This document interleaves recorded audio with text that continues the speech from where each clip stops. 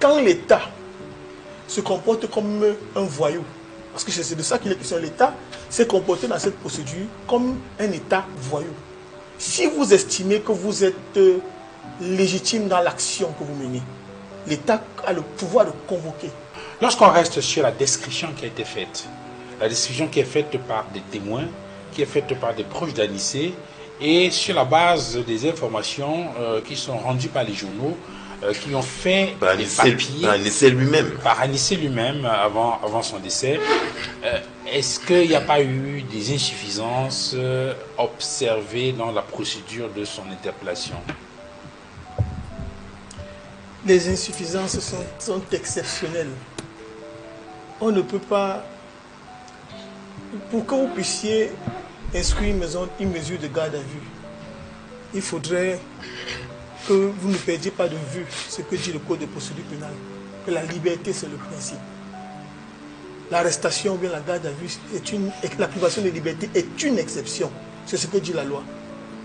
Et il faudrait que la personne, que la personne ait ce qu'on appelle la témibilité périculosité. Ça c'est du droit pénal. Que ce soit une personne qui représente un état dangereux, une personne qui est susceptible de mettre en perspective l'état dangereux qu'on lui reprocherait. Je me demande bien ce qu'une personne de 74 ans, dont le bilan médical est connu par ceux qui nous dirigent, pouvait représenter comme frayeur pour la République. Autre chose, on peut également, pour conserver les preuves, c'est-à-dire que pour éviter par exemple que vous ne puissiez faire disparaître les preuves dans le cadre d'une procédure, ordonner une mesure de garde à vue. Quelles sont les preuves que M. Anissé Ekane aurait par exemple pu faire disparaître pour qu'on puisse ordonner contre lui une mesure de garde à vue? Malheureusement, ça n'a pas été il n'y a aucun élément qui aurait pu légitimer la mesure de garde à vue qui a été ordonnée contre M. Anissé Ekane. Et en plus, quand l'État se comporte comme un voyou, parce que c'est de ça qu'il est question, l'État s'est comporté dans cette procédure comme un État voyou. Si vous estimez que vous êtes légitime dans l'action que vous menez, l'État a le pouvoir de convoquer. On aurait pu servir une convocation à M. Ekane, je pense qu'il se serait rendu devant les autorités de police judiciaire, qui pour des raisons brumeuses qu'ils ont mis en perspective, auraient toujours pu l'arrêter. On n'a pas besoin d'utiliser des stratagèmes.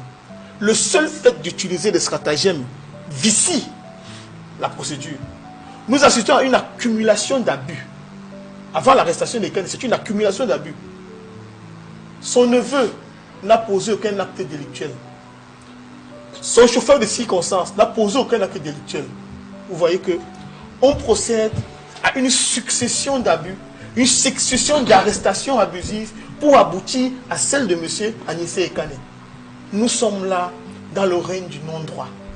Nous sommes dans le règne de l'arbitraire le plus exceptionnel. Et c'est inacceptable dans notre pays. Ces gens, au quotidien, s'attellent à humilier la justice camerounaise, à humilier notre pays. Et au-delà du cas de M. Anissé Ekane, la plupart des personnes qui ont été arrêtées dans le cadre de la crise post-électorale ont été maintenues en détention sans titre de détention. Je ne le dis pas ex nihilo. Le collectif d'avocats que nous formons a saisi les régisseurs de prison pour demander les titres de détention en vertu desquels ces personnes étaient appréhendées. C'est vrai, on peut prendre des mesures de garde à vue administrative, mais il faut qu'il y ait un acte qui le constate. Il faut qu'un acte qui constate la garde à vue administrative. Le procureur peut également prendre des mandats de détention provisoire contre les personnes qui étaient arrêtées. Mais il faut que le mandat existe.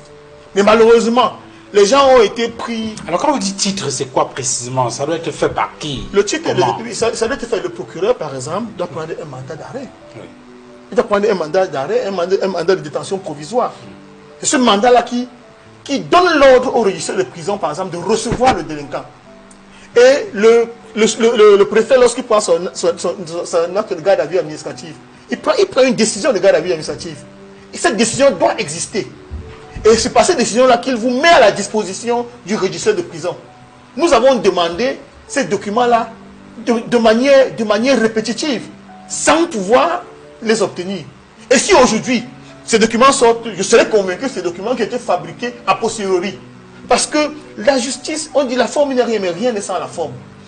Et c'est Yering qui disait... Mais est-ce qu'ils sont obligés de mettre ces documents à votre disposition? Vous les mais bien sûr. Bien sûr. Mais bien sûr. Yering disait ceci.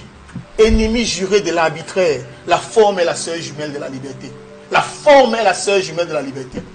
Vous obligez, lorsque vous êtes magistrat, lorsque monsieur le préfet, monsieur le sous-préfet, lorsque vous posez les actes, à pouvoir les mettre dans la forme que la loi exige.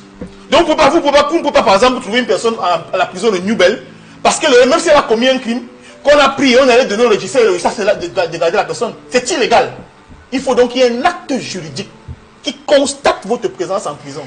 Vous comprenez? Donc, au-delà du cas d'Anissé, vous comprenez qu'il y a une succession de violations qui n'honorent pas notre pays, qui ridiculisent, qui humilient la justice de notre pays. Et malheureusement, je dois le dire, c'est parfois l'occasion de demander, mais à quoi servent nos magistrats?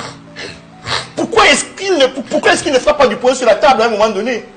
Parce qu'ils seront comptables, parce que les uns et les autres, chacun, jouant sa partition, sera comptable devant l'histoire. Les gens peuvent venir s'amuser à la télévision, déblatérer comme ils veulent.